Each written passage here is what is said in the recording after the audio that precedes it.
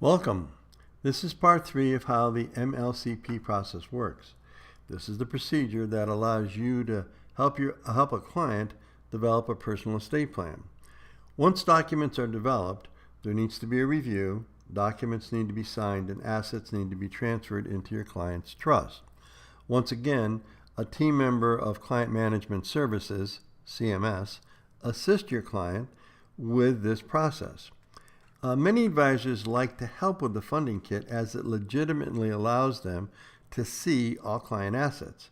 By now, you can probably see that MLCP process provides for a great deal of client personalization as well as advisor opportunities to provide additional services. In this final session, we're going to log into the Client Cloud account, the Client Console, retrieve the documents, review the documents.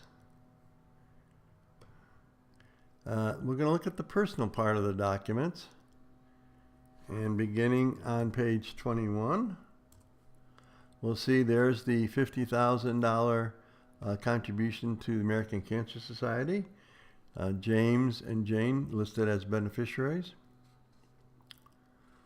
As we come down, you'll see there's the specific directives that create the Generation Holding Trust with a 5% payout, effectively protecting assets kept in trust from creditors. And there are James and Jane listed as the successor trustees. We're going to move on to the next step, which is once we have reviewed the documents, we're going to e-sign all the documents. Remember, the portfolio is the 118 page, and there's sub-documents, the certificate of trust, the revocable trust, durable powers of attorney.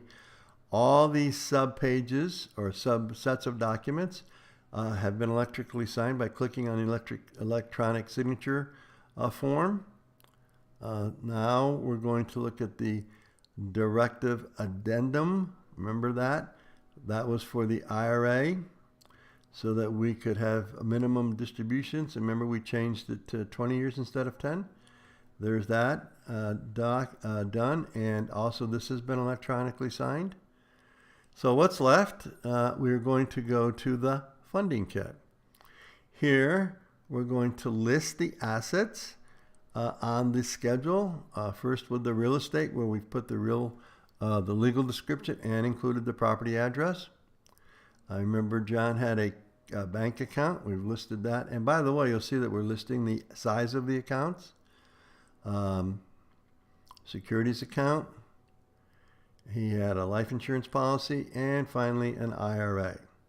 Once those have been listed, we come back and now we use the e-sign functionality for the subcategories, which we have a realty category. So we've e-signed and put in the trust, the real property right there. We've electronically signed it. The assets, title assets like the bank account and the securities account, we've electronically signed that.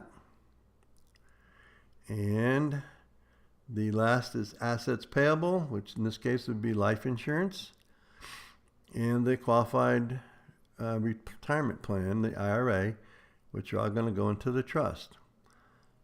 This now effectively, as we've signed everything electronically.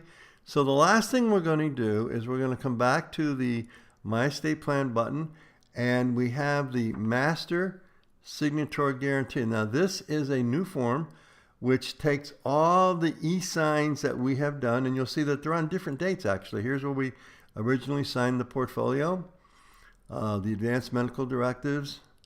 We've had the addendum, that was the IRA addendum, and the funding of the trust. You'll see that we have this form here that needs to be signed physically and then witnessed and notarized. And once this is signed, so what we do is we download this document, we sign it, then we upload it to the eVault over here.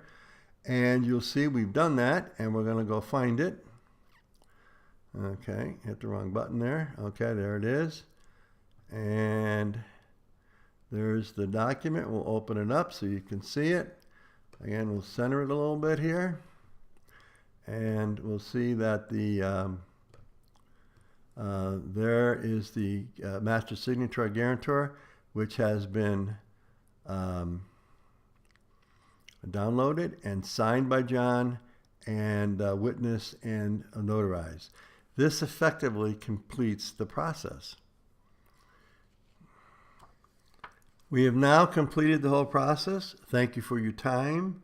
If you have any question, contact the CMS team support at 480-451-7882 extension 4.